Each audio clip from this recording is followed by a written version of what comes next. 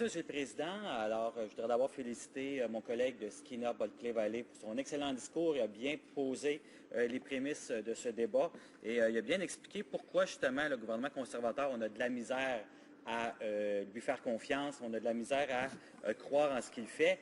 Par contre, c'est sûr que ce projet de loi, le projet de loi C-46, intitulé Loi modifiant la loi sur l'Office national de l'énergie et la loi sur les opérations pétrolières au Canada, est un bon pas vers l'avant. Alors, bien sûr, ça fait longtemps que le NPD demande, bien sûr, que les conservateurs respectent le principe du pollueur-payeur. On pense que c'est un principe de base dans le cadre du développement durable.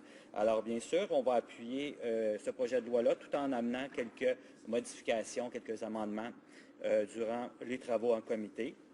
Alors, le projet de loi, en gros, ce qu'il modifie, c'est qu'il va demander la responsabilité absolue pour tous les projets de pipeline réglementés par l'Office national de l'énergie lorsqu'il y a une responsabilité de la compagnie. Alors ça, c'est un très bon point. C'est un point qu'on appuie effectivement. Par contre, il va y avoir une responsabilité jusqu'à concurrence de 1 milliard.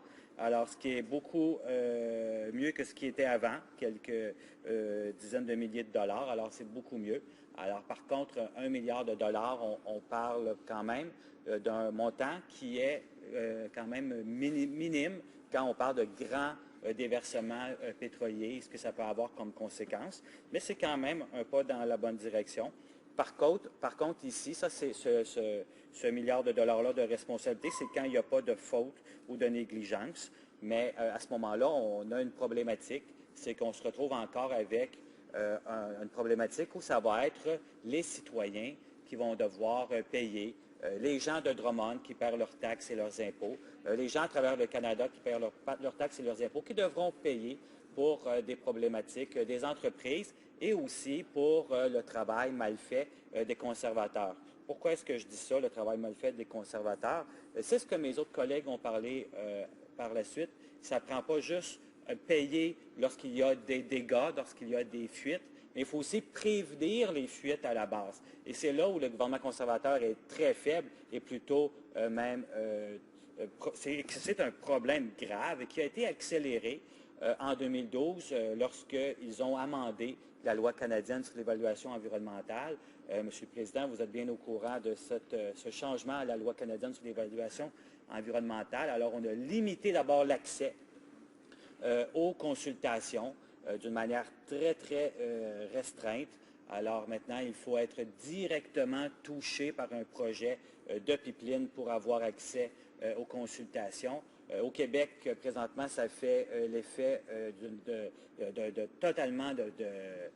ça choque les citoyens parce que les citoyens s'attendent à pouvoir participer aux consultations du projet de pipeline Énergie-Est de TransCanada. Malheureusement, c'est très difficile d'y avoir accès parce que d'abord, la loi sur les évaluations environnementales qui a été modifiée en 2012 limite beaucoup l'accès aux gens.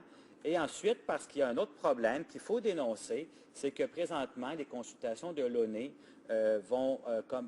commencent à demander aux gens de s'inscrire aux consultations, mais on ne connaît pas encore le tracé final.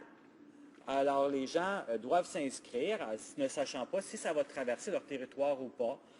Et ça, c'est vraiment une aberration totale.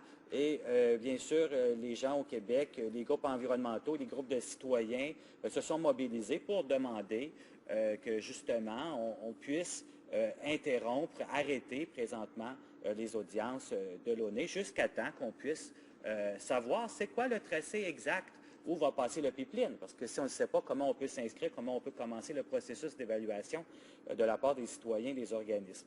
Alors ça démontre en quoi, oui, un projet de loi C-46 ici nous amène vers une bonne direction, mais par contre, il faut d'abord avoir des projets de loi environnementaux qui vont nous assurer de prévenir les dégâts plutôt qu'après les guérir. C'est toujours mieux. Et vous savez que les gens, le projet de pipeline Énergie-Est, par exemple, va traverser des dizaines et des dizaines de rivières et de points d'eau, et aussi le fleuve Saint-Laurent.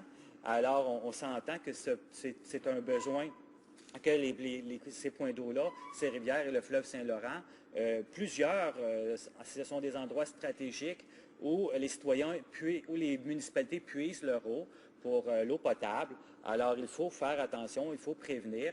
Et il y a eu un rapport d'ailleurs d'une MRC dans la région qui va être touchée, qui indique des lacunes dans le projet de TransCanada. Donc, on s'attend à beaucoup plus de points de la part du gouvernement. Donc, ce n'est pas suffisant de guérir après, il faut prévenir. Ça, c'est extrêmement important.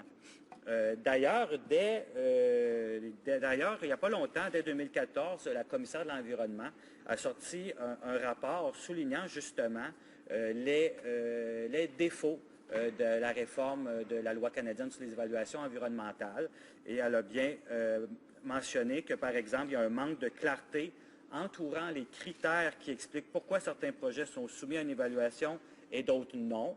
Et aussi, elle a mentionné qu'il y a une grande difficulté pour que le public puisse participer à ces consultations-là. Alors, si le public ne peut pas être entendu, ne peut pas être écouté, alors ça nous amène à une problématique d'acceptabilité sociale.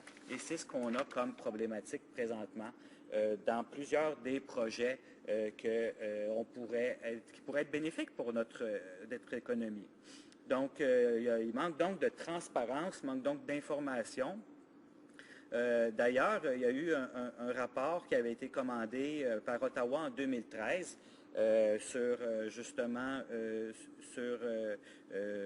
par rapport au milieu aquatique.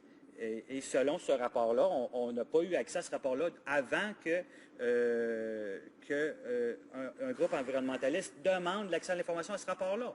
Alors, comment est-ce qu'on peut faire confiance à un gouvernement qui cache un rapport sur les sables bitumineux et les impacts sur le milieu aquatique pendant 2 ans de temps? Alors, c'est quand même incroyable et c'est seulement lorsque un groupe environnementaliste a fait demande d'accès à l'information que finalement on a pu avoir ce rapport-là. Et qu'est-ce que mentionne ce rapport-là? C'est qu'il manque énormément d'informations sur l'impact d'une fuite de sable bitumineux, sur l'impact aquatique, sur le fait comment est-ce qu'on peut récupérer le sable bitumineux qui s'écoulerait par exemple dans le fleuve Saint-Laurent. Alors, ce rapport-là démontre de l'absence de compétences des conservateurs qui ne prennent pas du tout au sérieux l'importance de prévenir des accidents plutôt que, et pas juste emmener ce projet de loi-là, qui est bien sûr un pas dans la bonne direction s'il arrivait un incident. D'ailleurs, disons-le, les déversements de pétrole, il y en a eu et malheureusement, il y en aura encore. Donc, il faut être prêt pour le plus possible les éviter et s'il y en avait, pour agir le plus rapidement possible. Par exemple, on n'a qu'à penser qu'en 2013, il y a eu un déversement de pétrole de l'oléoduc ExxonMobil en Arkansas. En 2010, il y a eu un déversement de pétrole de l'oléoduc Enbridge à Kalamazoo, qui est malheureusement tristement célèbre.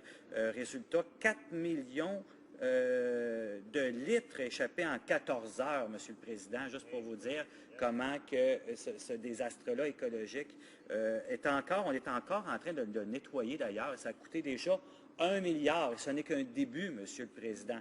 Alors c'est pour ça que je vous dis que la limite de 1 milliard pour les cas où la responsabilité n'est pas induite directement aux compagnies pétrolières. Merci, M. le Président. Alors, ce n'est pas suffisant quand on y pense à tout ça. Ce que je voudrais dire, M. le Président, à la fin, pour conclure, c'est que ce projet de loi-là, oui, c'est un pas dans la bonne direction. Ça fait longtemps que le NPD demande les principes de pollueur-payeur et ça fait longtemps qu'on demande que ce soit les compagnies qui s'assurent la sécurité. Par contre, on a un gros problème de prévention des fuites de pipeline et ça, j'en ai mentionné durant tout le long de mon discours. Et c'est pour ça que nous, ce qu'on demande, c'est d'avoir une vision claire à long terme sur le développement durable, ce que le NPD est le plus fort là-dedans. Nous, on ne s'oppose pas économie et environnement. On est capable d'harmoniser les deux ensemble parce que l'économie et l'environnement, si on s'y prend bien, ça va être ce qui va être le plus rentable économiquement, c'est ce qui est le plus créateur d'emplois et c'est ce qui va permettre d'avoir la meilleure économie canadienne. Et c'est ce qui est le projet du NPD, d'avoir une bonne économie de développement durable. Merci, M. le Président. Question et commentaire, l'honorable secrétaire parlementaire. Merci, M. le Président. Merci à mon collègue pour son discours. Vous savez, ça fait quelques heures maintenant qu'on écoute ce débat sur le projet de loi sur les pipelines, sur la sécurité des pipelines, et on entend des plans farfelus, comment réarranger toute l'industrie pétrolière au Canada, et ça n'a rien à voir. On parle des projets de raffinerie imaginés, de différentes façons. Il faut le dire sur le projet de loi, sur les pipelines, la sécurité des pipelines, absolument essentiel. Il faut le dire que c'est essentiel pour l'économie canadienne. Ce n'est pas toute l'économie canadienne, c'est une partie importante de l'économie canadienne. Alors, je n'ai pas entendu dans son discours, Monsieur le Président, est-ce qu'il va supporter ce projet de loi?